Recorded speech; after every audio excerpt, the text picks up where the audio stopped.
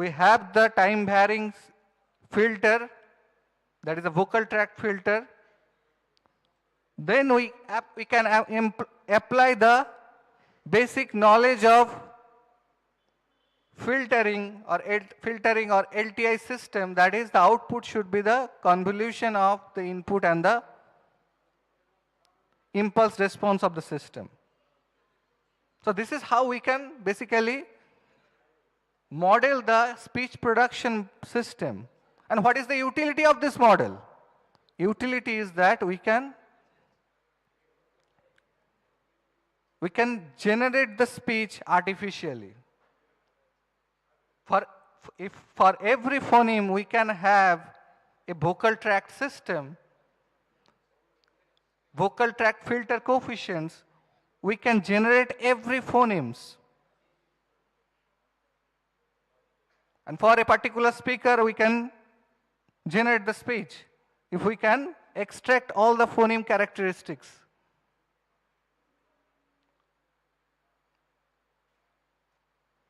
So this is what, again, I have shown you, what I told you, that glottal pulse is being filtered by the vocal tract, it generates the speech signal. So speech is the convolution of vocal tract frequency response with the glottal pulse. Now there could be different types of phonemes. One is called voiced phonemes,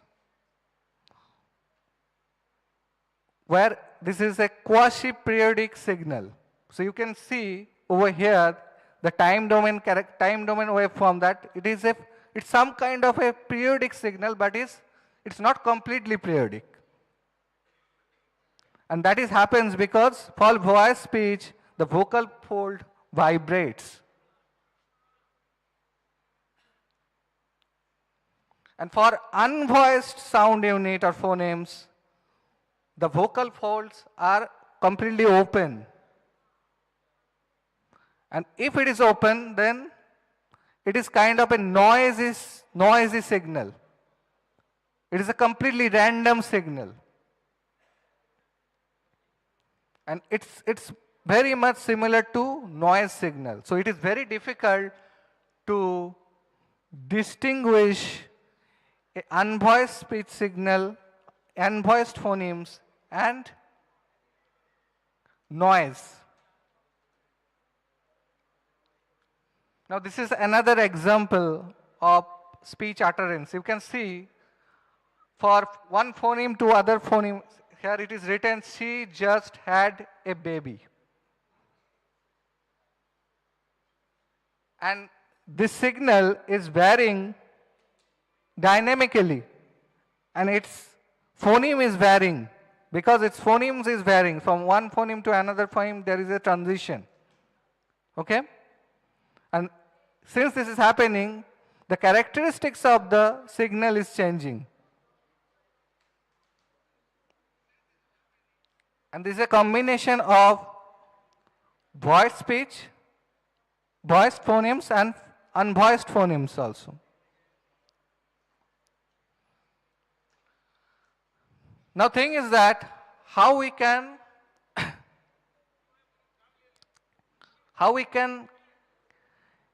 get the features from this signal. Because if we look at this in the time domain, then it is very dynamically changing. It is like a random signal, right? But initially what I told you, that we want this machine to learn from the speech. So there should be some mechanism by which the machine will be able to learn. But if we feed this time domain signal, which is dynamically varying, it is very difficult for the machine or model to understand. So what is the solution? The solution is we can use some frequency domain characteristics. So we can generate for the voiced phonemes, unvoiced phonemes, what are the dominant frequency. Now this,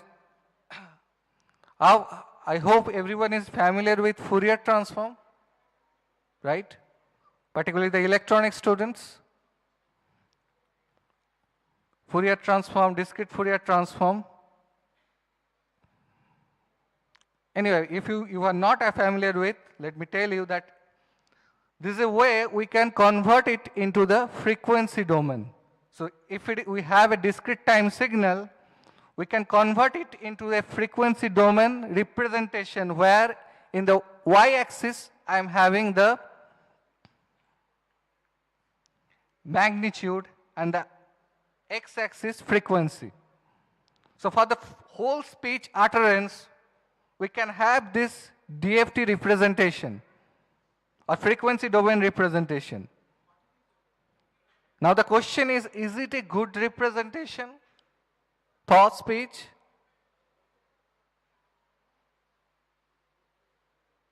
If we consider the whole speech segment and then we convert it into the frequency domain representation, then is it a good representation as far as what I have discussed? Not necessarily. Why? Because here we don't know, we are converting into the frequency domain representation, but we do not know, we know what, we don't know when. That means since it is varying with time, dynamically it is varying with time, if we are, for the whole speech segment, if we take the discrete Fourier transform or Fourier transform, we get an average spectrum. But we don't know that at what time instance, what frequency components are dominant. So frequency representations, DFT is showing us that how we can get the frequency representation, but there is no timing information. But we also want to know the timing information from the frequency representation. How that could be possible? Yes. Yes?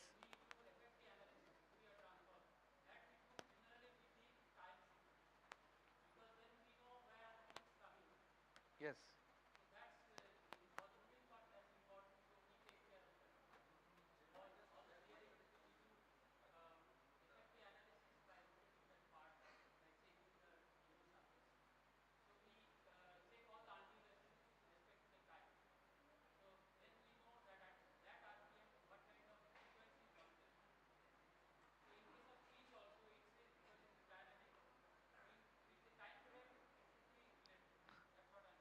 Exactly, sir. So, as we mentioned that the FFT can be applied. So FFT is nothing but the a fast algorithm for DFT. And as I told you that the problem is that there is no time information if we apply the DFT for the whole segment, right? So what could be the solution for this type of scenario is that we can apply some short time frame on the signal, because as I told you that for speech signal it is dynamically changing with time, right? For the 10 millisecond or 20 milliseconds, its characteristics is fixed. We call it is quasi-stationary signal. It is non-stationary, but for that time duration of a phoneme, its characteristic is fixed. So what we can do, we can apply some time frame. We can apply some time frame on the whole speech segment, and we can generate some frames, and on those frames we can apply the Fourier transform. So that is what here it is depicted. We are taking frame by frame, and then we are applying the Fourier transform. For the first frame, this is like this. For the second frame, this is like this. For the third frame, this is like this. So So here what we get, ultimately we get a time frequency representation, not only a frequency domain representation, time frequency representation. And that the magnitude of this time frequency representation is called the spectrogram. This is actually a three-dimensional representation. It is given, since we are I have used the color mapping, so it is converted to a two-dimensional representation where in the time y-axis we are having frequency, in the x-axis I am having the time. So from this diagram we can say that at what time which frequency is dominant. And this is also called short time Fourier transform. Extracting spectrogram from short time Fourier transform. So in any speech application, we can use this spectrogram as a feature so that machine can learn for any particular application. But is it enough? Is it enough, this representation? From signal processing, we can get this spectrogram very easily. We can employ it to any machine learning model or any computational model. But is it the best way to do that? Obviously, you can apply spectrogram. But the much better way would be if we somehow incorporate some other features.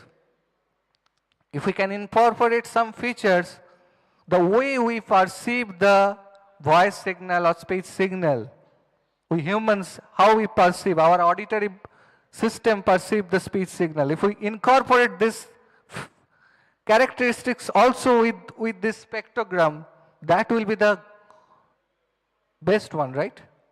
That will be much better way to represent the speech characteristics. And in order to do that, we can utilize the characteristic that human perceive frequency logarithmically. So there is no linear way we perceive the frequency. We don't perceive the frequency linearly.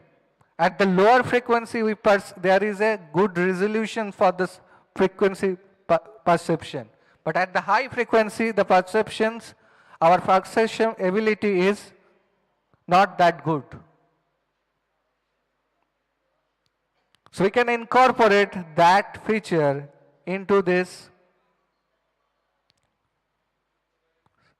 feature representation. And we can basically use male scale. Instead of a linear scale, we can use a male scale. Male stands for melody.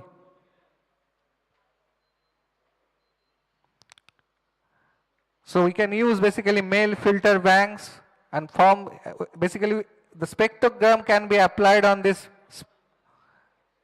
male filter banks, and we can get a male spectrogram.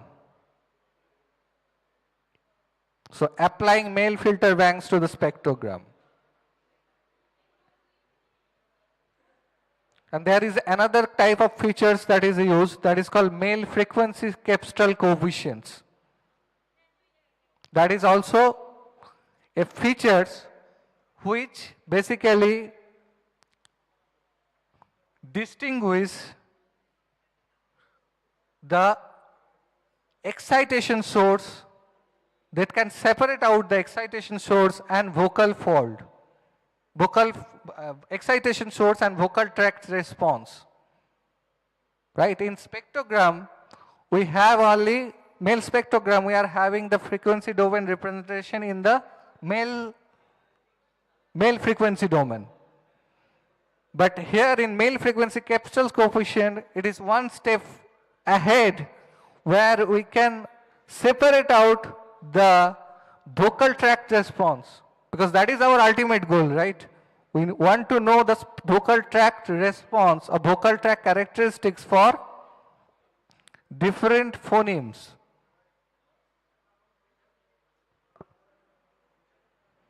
So this is a visualization for frame versus the coefficients for MFCC.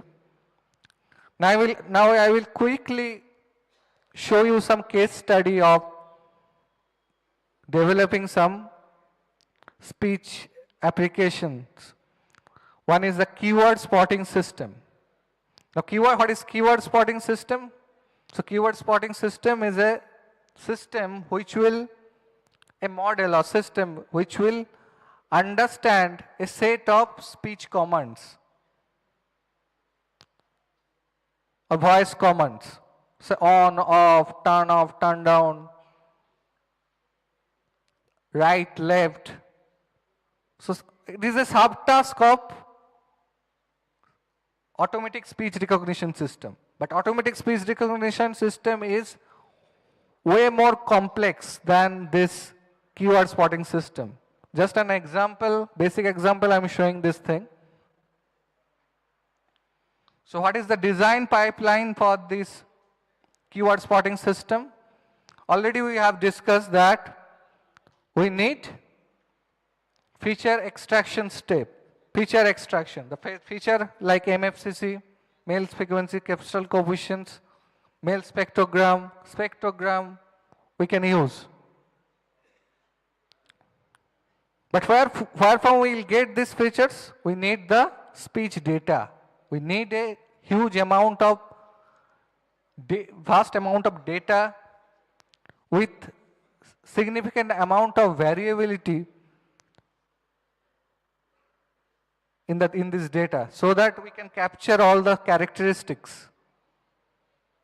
So we need some data set. From that data set we will collect the raw audio data, then we will do the feature extraction, then we will use some model, some statistical model, computational model, just like neural network or any other kind of machine learning model. We have to train that, and finally we have to evaluate that. We have to check the accuracy of the system. And if possible, we can also do the hardware deployment of it. Not only the software, we can deploy it into the hardware. Now this is what, again, it is shown from the speech signal. We are extracting the speech features. Then we are having a deep learning based keyword spotting acoustic model, and it is making the decision. So we have to train the model. Obviously there is technique to train the model. That is altogether a different topic of discussion, how to train a machine learning model or deep learning model. But what I am trying to show you that for the feature extraction part, we are employing the signal processing, and in the computational part, the computational modeling part, we need the machine learning techniques. So combination of these two things, we have to blend these two techniques to to achieve an application, to develop an application with decent accuracy.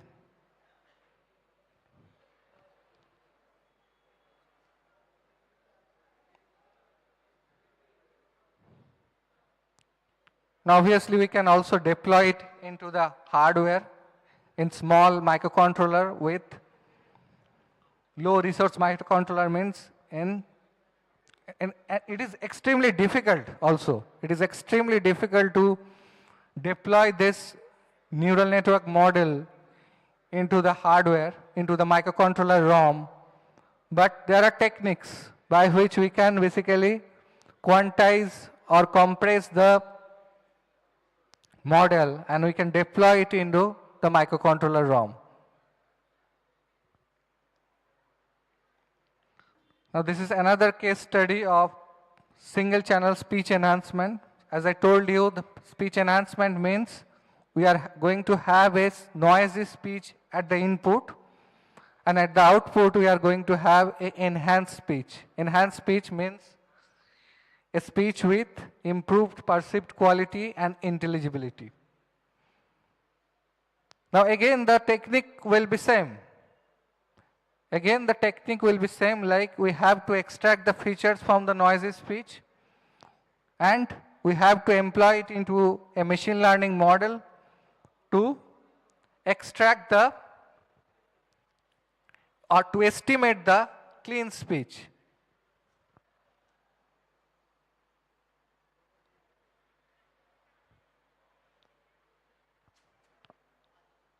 So this is one experimental framework of speech enhancement where there is a training stage, there is a testing stage. In the training stage, we are applying the features from clean speech and noisy speech, and we are generating a mask function to train the deep neural network. And in the testing stage, we have a trained model which can estimate the clean speech. And this is how we can segregate the clean speech from the noisy speech. So fundamentally, the techniques are same for different application. We need to extract the features. We need to model we have to train the model using those features, and we have to evaluate the performance of the system.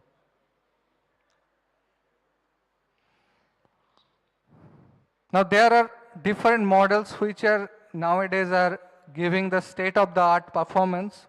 One is transformer-based model or LSTM-based model. But still the robustness or the performance of these models in the presence of noise is a big issue. Another thing is that generalization. Generalization is a very, very challenging issue for any machine learning based applications. Like for different applications, there will be different kind of generalization dimensionality. Suppose for speech enhancement system, we need to have a system which can perform well in the presence of any kind of noise, any kind of signal, SNL levels, for any kind of speaker. But it is very difficult to design a speech enhancement system using with this characteristic using supervised learning technique. So that's why nowadays also another technique is getting popular, that is called self-supervised techniques, where we don't need the label data. That will be the future, I guess. After one decade, the self-supervised learning based speech application will be the future. But whatever we see nowadays in our daily life, those are mainly based on supervised learning techniques. Okay. So that's all for my side. If you have any question, feel free to ask me.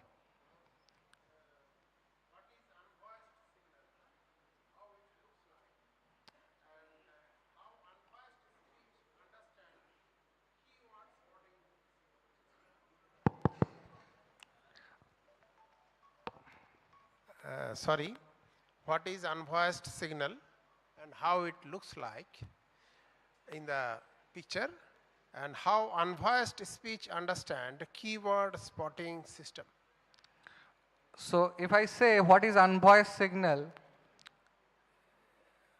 one way to explain it is that unvoiced phoneme or unvoiced signal is those phonemes for which the vocal fold do not vibrate. Like if I say school, when you are pronouncing this SH, sh, that is, there is no vibration. If you touch your neck, then you will see that there is no vibration at all. So vocal fold is open.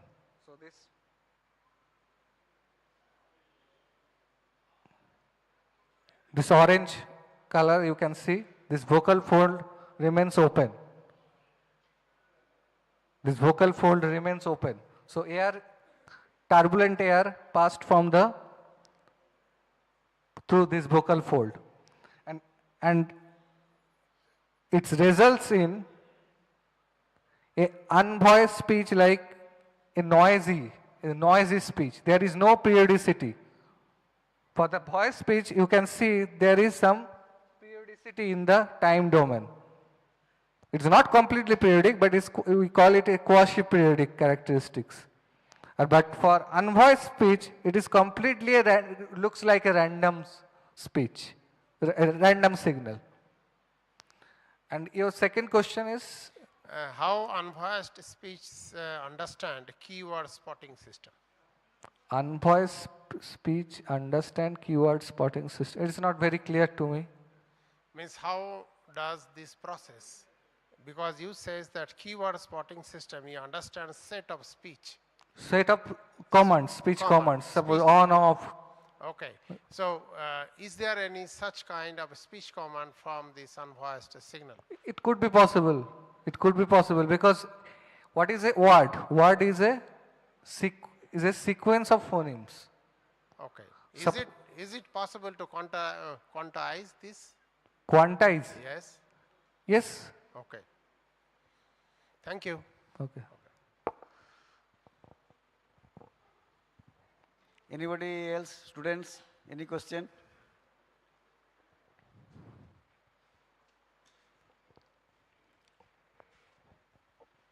Good morning, sir.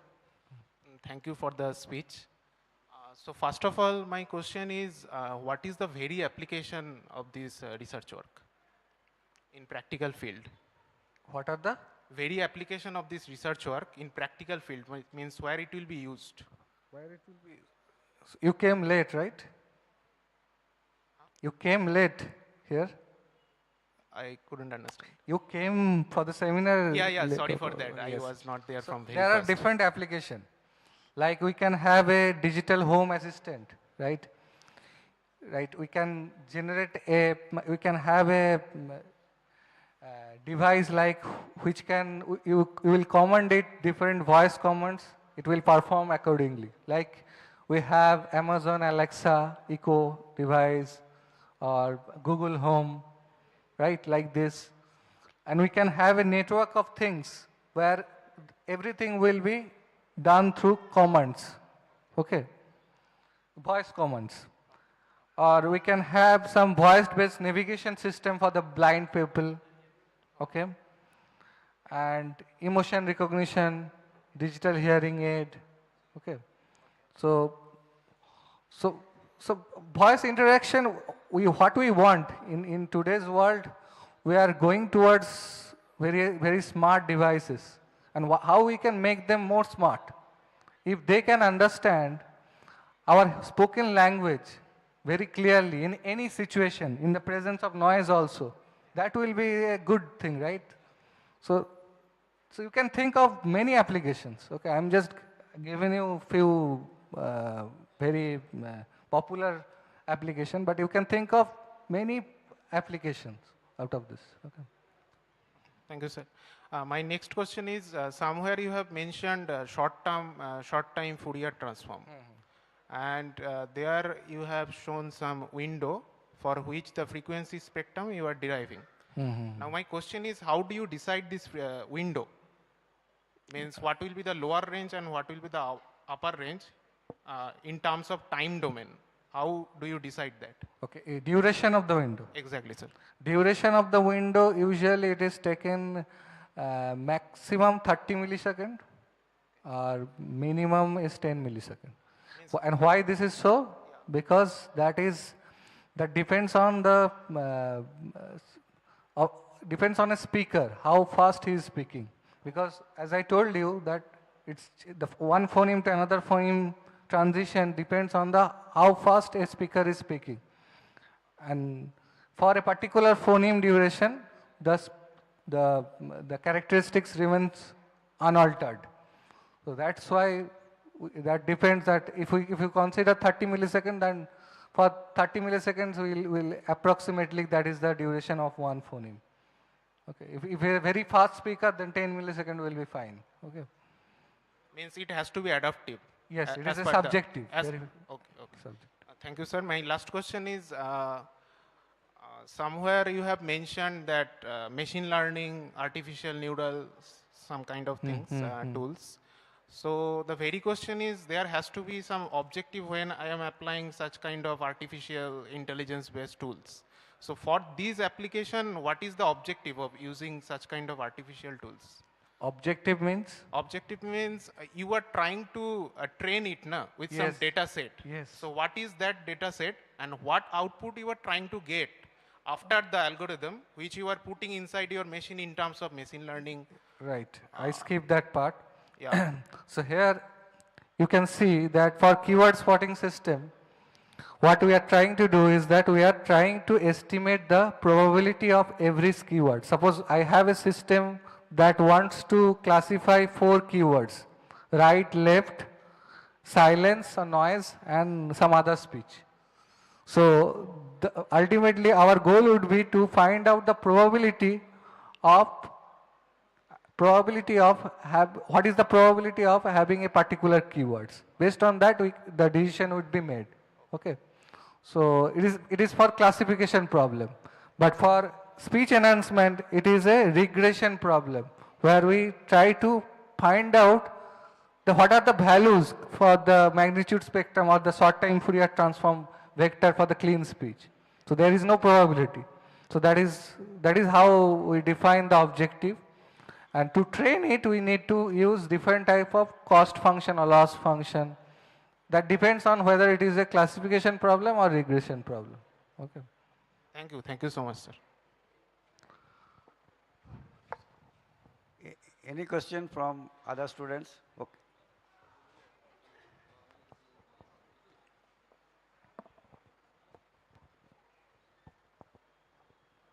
Hello, sir. So, sir, how this system will recognize our voice emotions? Like, I am in angry and I am in light, happy mode. So, how this will differentiate those voices differently? Again, that is a area of research where different techniques are used. Okay. One way is that to use the MFCC features, male frequency capital coefficient features. That is a predominantly used features, because here we can segregate the vocal tract response from the excitation source. And the vocal tract response is the main characteristics of a speech. Okay, it captures everything, and for emotions, everything is captured by the vocal tract response. So MFCC features is used most of the times, along with other time domain features. Okay, along with other time domain features like short time energy, zero crossing rate, and we need a good machine learning model, just like neural network or some other model. Okay. So, my another question is, can we reduce the humming noises when we speak? Like, Can you reduce the? humming noises which we produce, like yeah, this type of noises when I was talking about. So, can we reduce these noises by machine learning or Yes, something? it is possible. Yeah. That will be most helpful. So. Yes. That's it.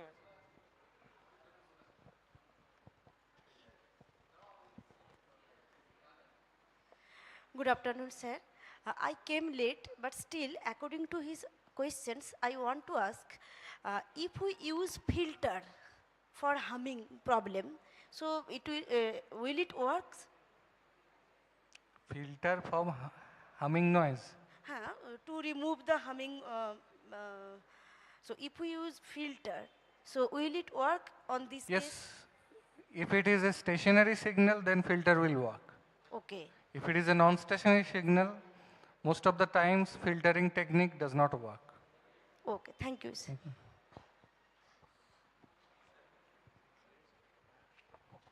Any questions? Any more questions if you have? Actually, we are running short of time around 30 minutes. So you can correct, sir will be with us, so you can kindly interact with him.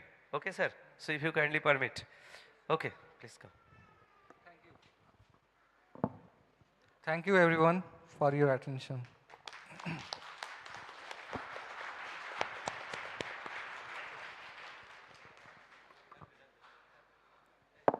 আমাদের electronics ডিপার্টমেন্টের HOD mister Somnath ব্যানার্জিকে মঞ্চে আসার জন্য অনুরোধ করছি। উনি vote of thanks জানাবেন আমাদের বর্তমান যিনি বললেন আপনার সামনে মিস্টার সুমন সাময়িকে। মিস্টার সোমনাথ ব্যানার্জি।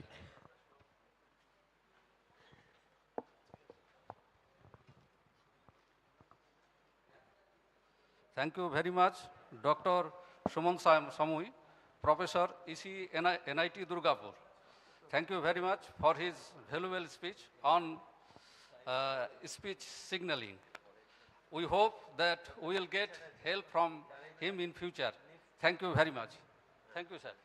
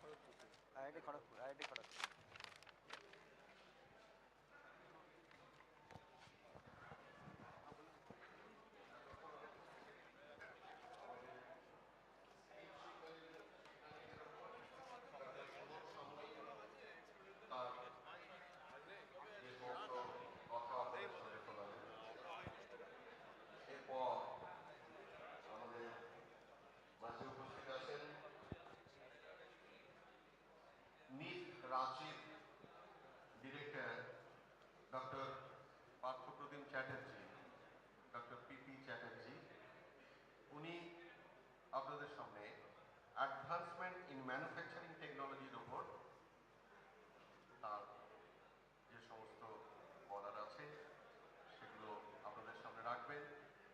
আমরা আশা করব আপনারা যেভাবে আগে ইন্টারেক্টিভ একটা মধ্যে দিয়ে সেশনের মধ্যে দিয়ে অনেকেই সমৃদ্ধ হলেন, আমরা সমৃদ্ধ হলাম। এরপরে আরও এটা চলবে এবং বাইরে যারা এখন ঘোরাঘুরি করছেন তাদেরকে অনুরোধ করছি আপনারা তাড়াতাড়ি অডিটোরিয়ামের মধ্যে আসুন। না হলে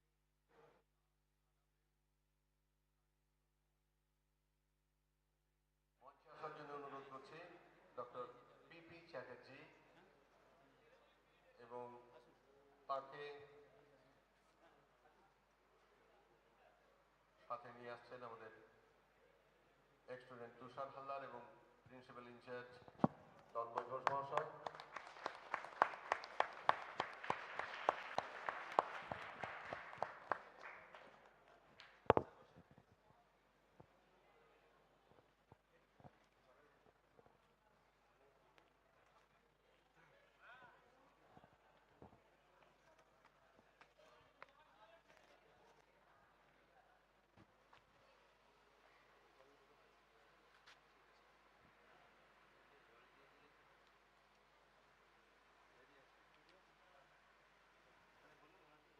পিপি চ্যাটার্জিকে পুষ্পস্তবক দিয়ে কলেজ কর্তৃপক্ষের তরফ থেকে সম্বর্ধনা জানাবেন।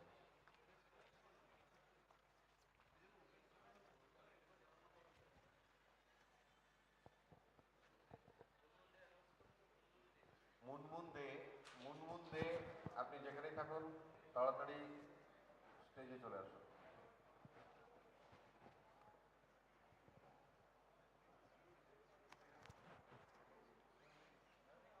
ডক্টর পিপি চ্যাটার্জিকে কলেজের পক্ষ থেকে উত্তরীয় দিয়ে সম্বর্ধনা জানানো হচ্ছে।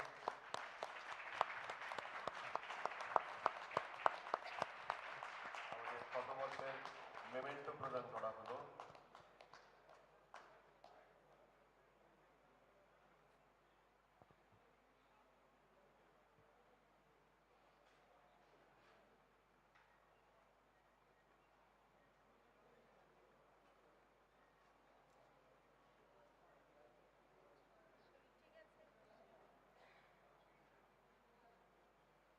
তাকে ব্যাজ পরিয়ে দেওয়া এবং পুষ্পস্তবক দেওয়ার মাধ্যমে আমাদের প্রাথমিক অভিনন্দন জ্ঞাপন অনুষ্ঠান চলছে।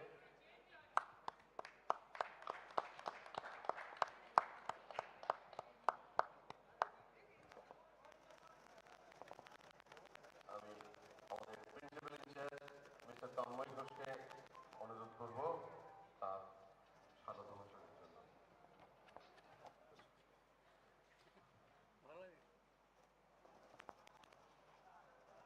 Good afternoon, everyone. So I think the previous session was interesting. We found that so many questions were raised from your end. Now we are happy to have an eminent personality. He is the director of NIFFT, National Institute of Foundry and Forging Technology. It was the earlier name. It is situated in Ranchi. The new name of the institute is National Institute for Advanced Manufacturing Technology. The director, Honorable P.P. Chatterjee, Dr. P.P. Chatterjee. So he is going to deliver his valuable lectures. I welcome Dr. P.P. Chatterjee to KG Engineering Institute. And of course, our centenary celebration is becoming more attractive and charming in presence of this type of personalities in our institution. I welcome once again Dr. P.P. Chatterjee and I request him to deliver the lecture. Thank you, sir. Thank you.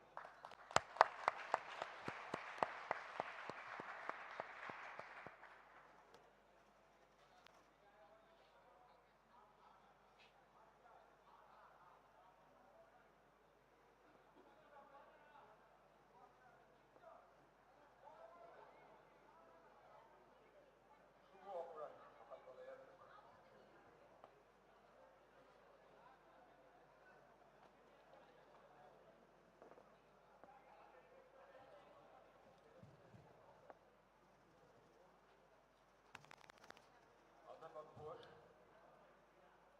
আমার সহকর্মী শিক্ষক শিক্ষিকা যারা রয়েছেন এখানে, এই রাজ্যে, দেশে, পৃথিবীর বিভিন্ন কোণায় যারা এই প্রতিষ্ঠানের নাম মুখ উজ্জ্বল করেছেন, সেই প্রাক্তনীরা, আমার প্রিয় ছাত্ররা,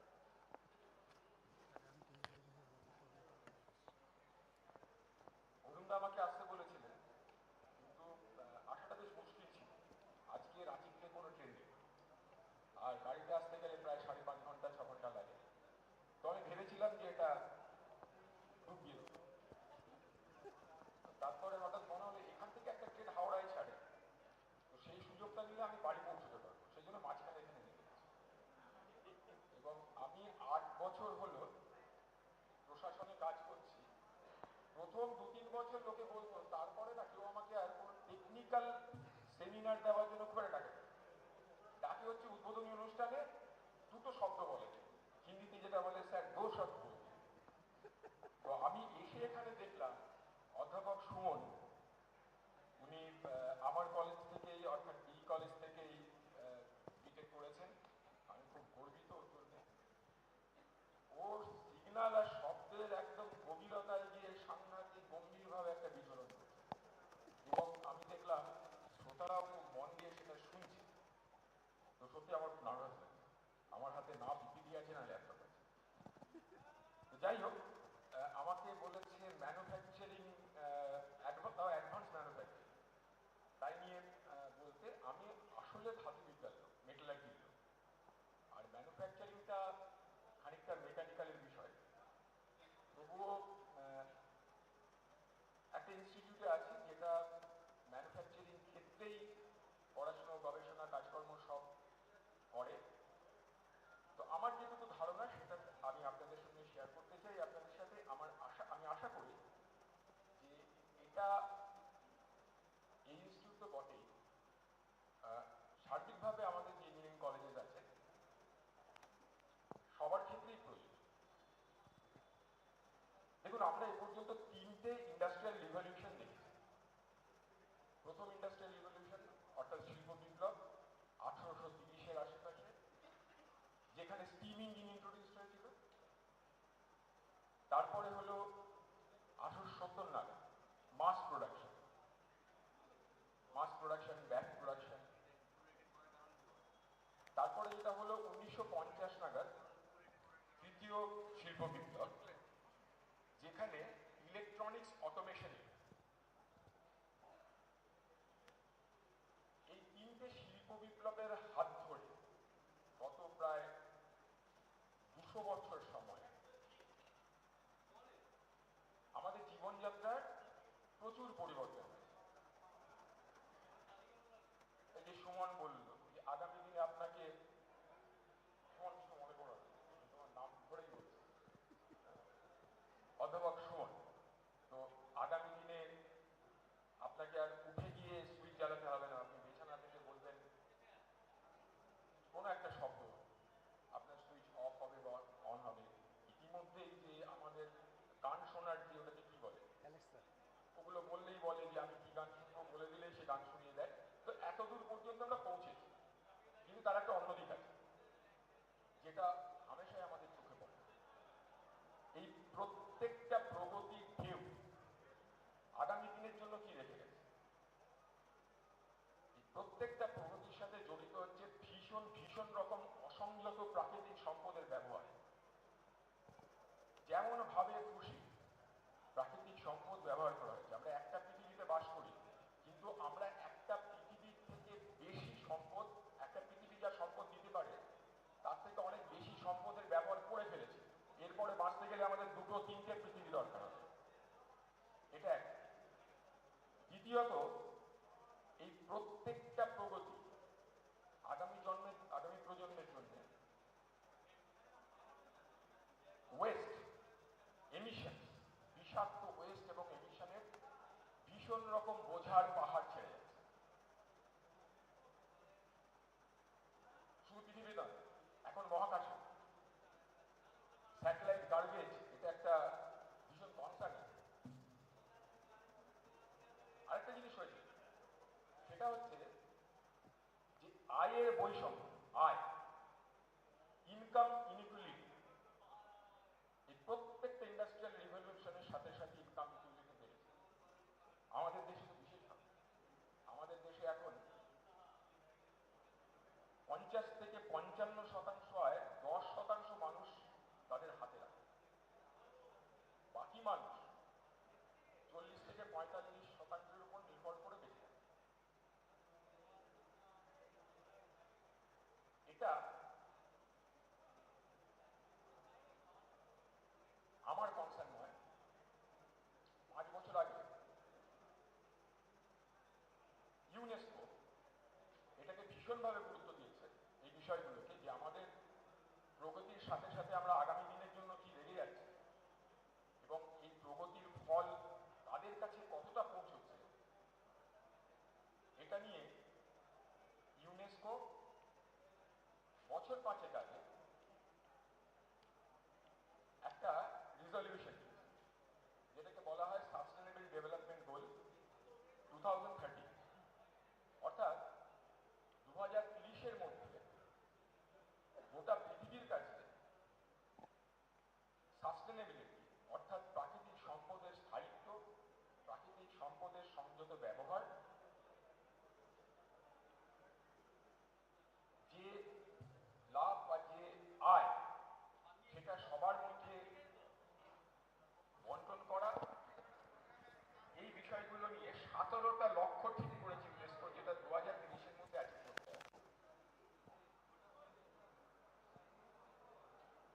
এটা টেকনোলজির ক্ষেত্রে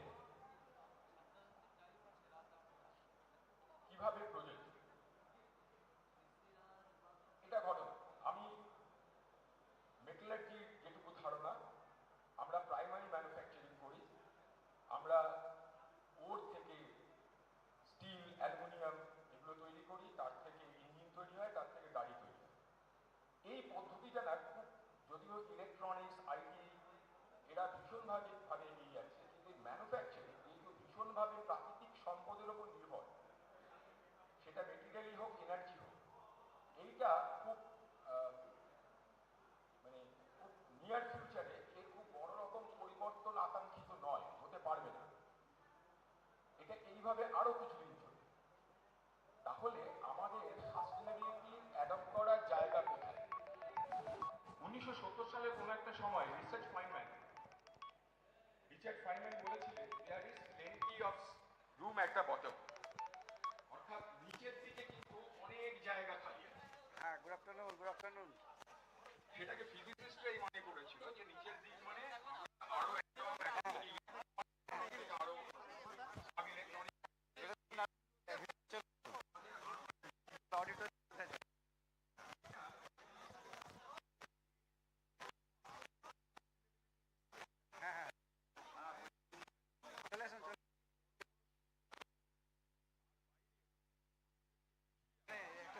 চলে আসুন, তারপর আমরা চলে যাবো টুরিস্ট লজে লাঞ্চ করার জন্য। ওদের 5 মিনিটে শেষ হয়ে যাবে, বলে অডিটোরিয়ামে যাবো।